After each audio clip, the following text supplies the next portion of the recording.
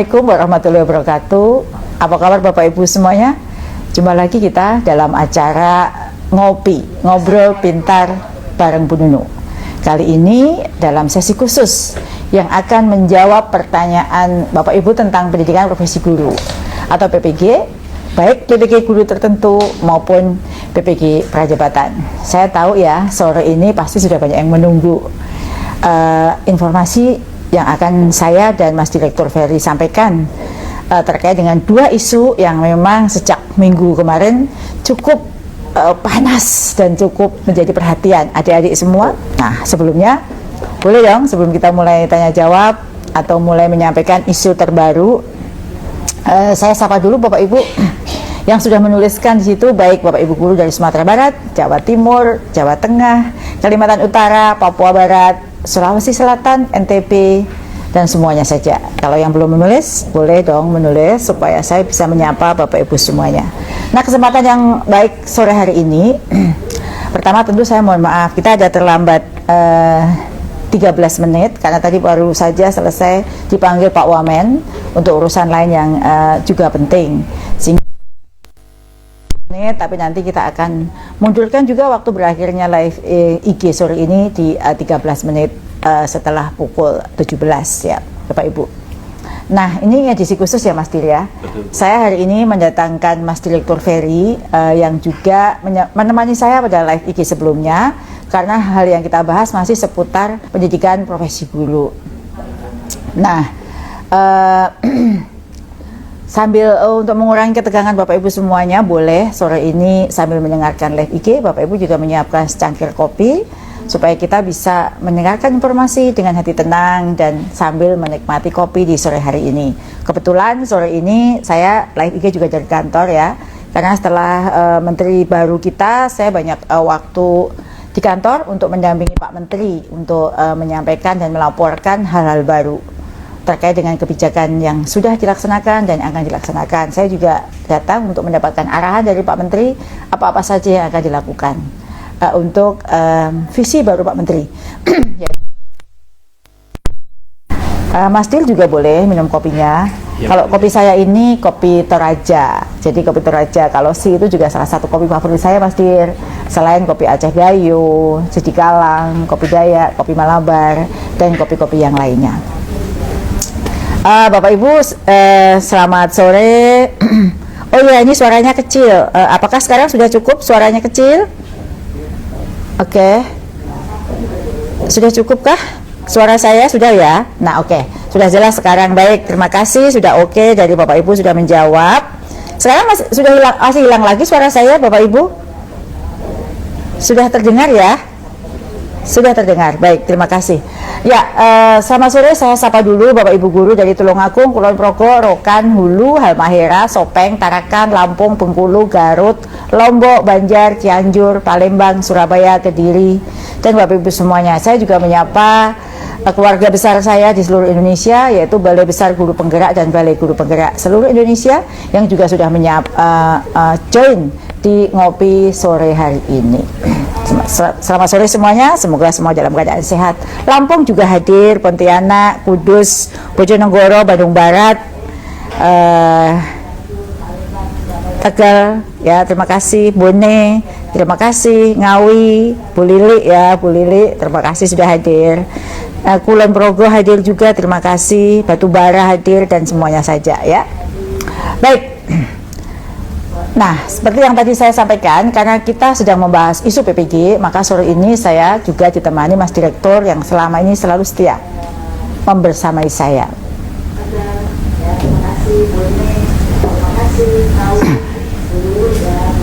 Ya, saat ini saya menyapa dulu Mas Dir. Mas Dir, apa kabar? Alhamdulillah baik, Bu Dirjen. Iya. Sehat-sehat. Siap menjawab pertanyaan para adik-adik lulusan PPG Prajabatan maupun Bapak Ibu guru peserta PPG guru tertentu ya? Dengan senang hati, Bu Dirjen. Oke. Semoga kita selalu dalam keadaan sehat, juga Bapak Ibu guru semua yang ada di sana yang sedang menyaksikan live IG ini, dan juga adik-adik semua lulusan PPG Prajabatan yang sekarang sedang menunggu untuk mendapatkan informasi yang membuat adik-adik semua penasaran terkait dengan informasi terbaru. Nah, terkait dengan PPG untuk calon guru, ya kita mau bahas yang calon guru dulu ya, atau PPG Prajabatan. Ini luar biasa sekali Mas Direktur. Kami menerima dan mendengar adanya kekhawatiran dari adik-adik lulusan PPG bagi Prajabatan atau PPG calon guru dalam proses seleksi ASN P3K tahun 2024. Kenapa ada perubahan yang baru muncul? Ada apa ini? Kenapa baru tanggal 14 ada surat petunjuk penjelasan teknis yang adik-adik sebut dengan surat edaran? Kenapa Mas Dil? Iya, betul Ibu. Ini perlu kita sampaikan dulu ya Bu Dirjen ya. Bagaimana proses seleksi ASN P3K bagi lulusan PPG calon guru, dan yang terbaru adalah terbitnya surat edaran 5591 BB1 GP 0103 2024 tentang penjelasan teknis terkait masa kerja pelamar guru non ASN yang aktif bekerja di instansi daerah atau sekolah negeri pada seleksi ASN P3K JF Guru periode 2 tahun 2024. Nah, ini juga bagaimana implikasinya untuk adik-adik lulusan PPG calon guru atau prajabatan ini ya Bu Dirjen ya.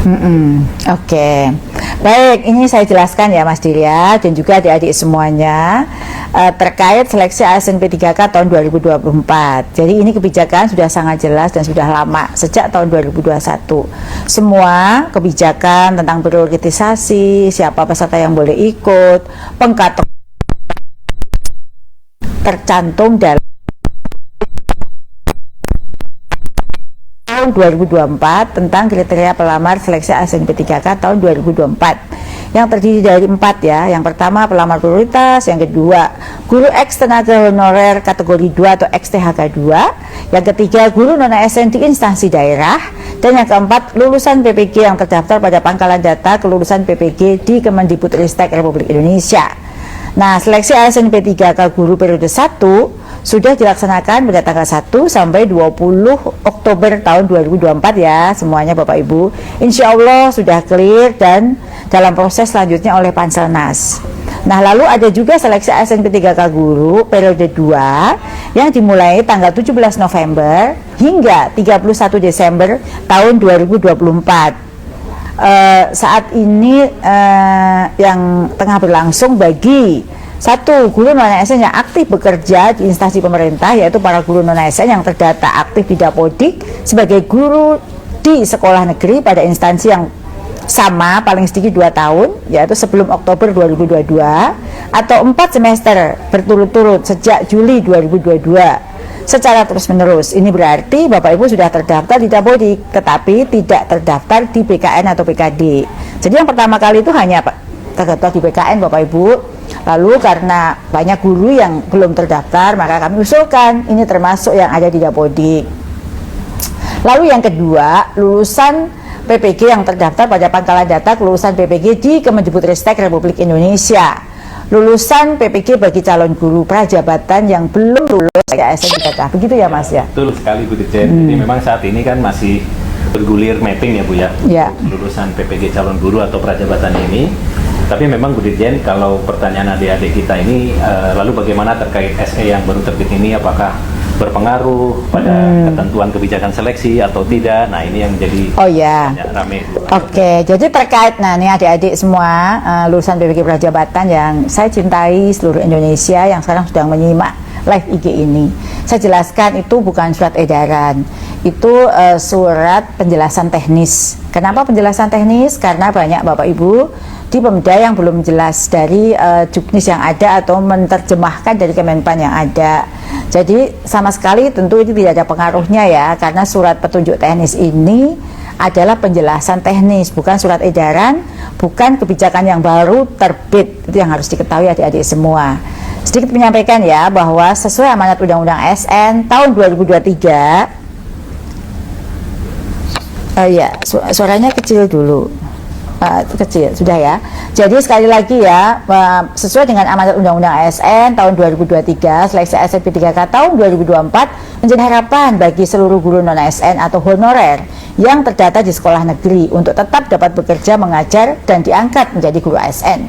Pelaksanaan seleksi ASN P3K jabatan fungsional guru di tahun ini fokus pada upaya penyelesaian dan penataan guru non ASN sesuai dengan keputusan Menteri PAN RB nomor 3 84 tahun 2024. Nah, sampai di sini semua harapan saya sudah clear. Jika belum, nanti dibaca kembali ya surat Kemenpan RB nomor 384 tahun 2024 tersebut.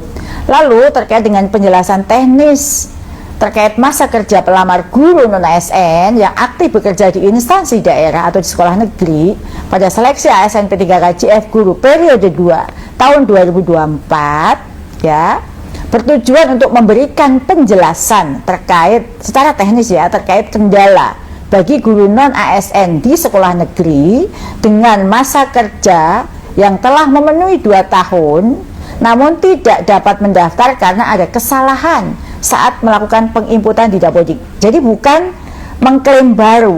Jadi di Dapodik itu mereka di database kami sudah ketahuan karena kan mereka itu mendapatkan ada di dalam data jumlah guru kita. Namun mereka menemukan kendala gitu ya. Laporan sudah banyak sekali yang masuk.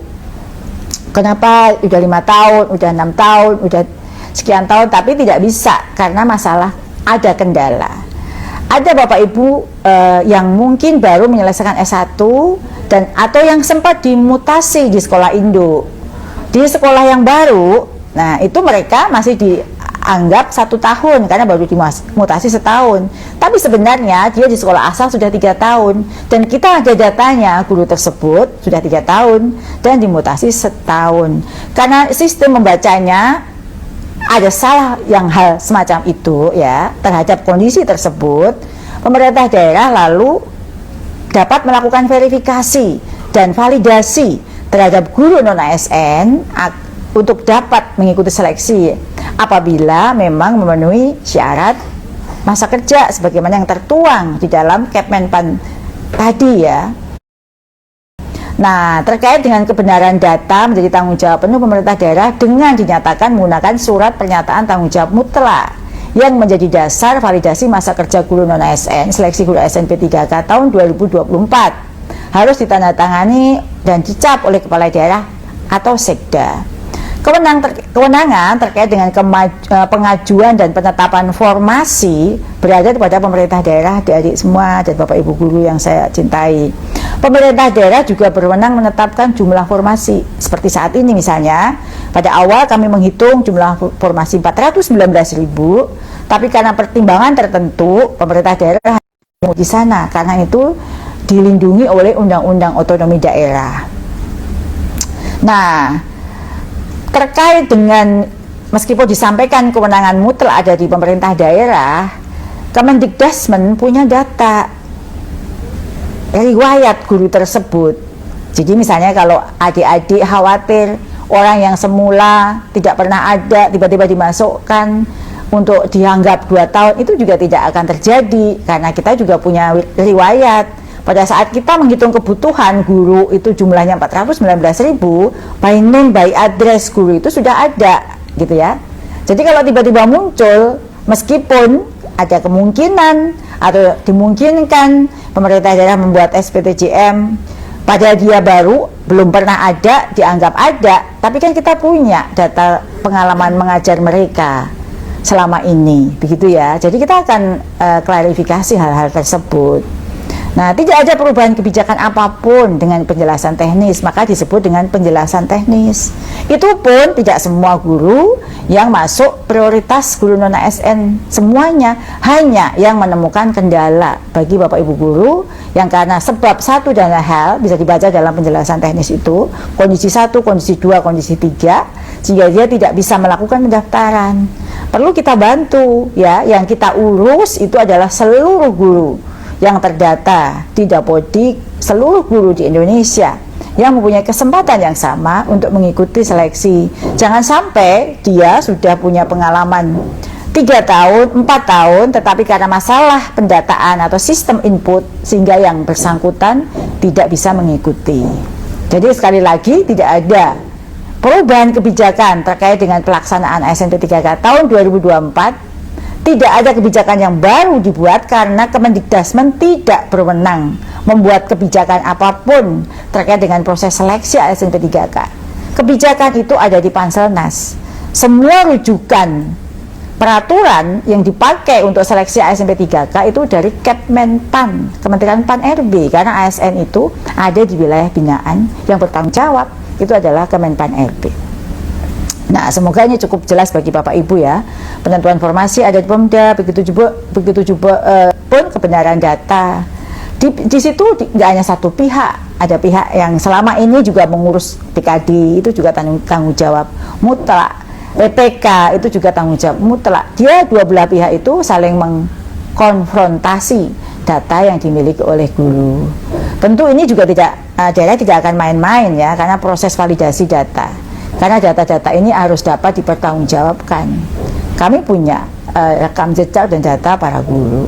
Itu yang paling penting yang ingin saya garis bawahi terkait dengan petunjuk penjelasan teknis. Sekali lagi, ini adalah penjelasan teknis hal-hal yang sudah termuat di dalam Juknis sebelumnya, Kepmenpan yang sudah terbit sejak Agustus, ya, sejak Agustus tidak ada perubahan prioritisasi, orientasi seleksi ASN P3K tahun 2024 itu apa, adik-adik dan Bapak Ibu guru semuanya bisa membaca di dalam Kepmenpan itu, ya. Jadi adik-adik juga harus mencari referensi yang betul, rujukan yang betul, jangan terprovokasi hal-hal yang sifatnya memanas-manasin, padahal sebenarnya itu jelas. Adik-adik juga harus tahu bahwa sampai adik-adik menjadi lulus itu pun perjuangan kita semua untuk mengantarkan kita semua menyiapkan guru-guru terbaik dengan segala perjuangan anggaran dan semua perjuangan tenaga, pikiran dan daya semua pihak yang bisa membantu adik-adik semua untuk bisa menjadi guru bersertifikat. Ya, ada pertanyaan ini ada yang baru masuk nih, saya jawab nih karena banyak sekali pertanyaan dari Sisilia DRS. Assalamualaikum Bu, selamat sore. Izin bertanya, apakah PPG guru tertentu selanjutnya dilaksanakan secara offline? Gimana Mas Dir? Ya, ini kan sebetulnya kita pelaksanaannya sehingga saat ini itu memang masih berdasarkan regulasi yang ada bahwa dilakukan secara mandiri. Belajar mandiri ya adik-adik semuanya, Bapak Ibu semua. Jadi untuk PPG guru tertentu itu kan ada rujukan referensi Permendikbud nomor 19 tahun 2024 itu ada pengakuan, ada belajar modul, belajar mandiri secara daring. Dan lagi dengan ujian juga secara daring. Betul. Yang offline ada, yang offline itu PPG calon guru. Betul Bu. Itu offline. Yang PPG guru tertentu itu masih sama mekanismenya dengan tahun sebelumnya, namun di dalam modulnya ada tambahan untuk modul pendidikan karakter dan pendidikan nilai. Itu ya, itu yang berubah adalah modulnya. Betul, ya. Semoga ini yang kita berdua jawab dengan cepat itu bisa menjawab pertanyaan adik-adik lulusan PPG Prajabatan maupun Bapak Ibu guru peserta PPG guru tertentu yang sekarang masih terkendala. Kurang lebih 1 jam sudah ya Mas Dir? Iya Bu Dirjen. Dan terima kasih kepada hampir 8.000